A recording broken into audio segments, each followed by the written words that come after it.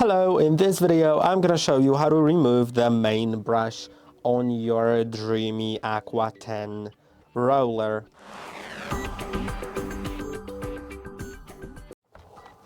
So as you can see right here, it's the bottom of the robot, and there are these two dark gray buttons here.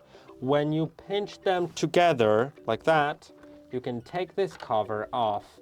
Now hold either of the main brushes, because there are two, and you can take them out pretty simply. You can now clean them, replace them, do whatever you want here, and when you're ready to put them back in, you'll see that here is an orange and a black hole, and the orange main brush needs to go to the orange hole.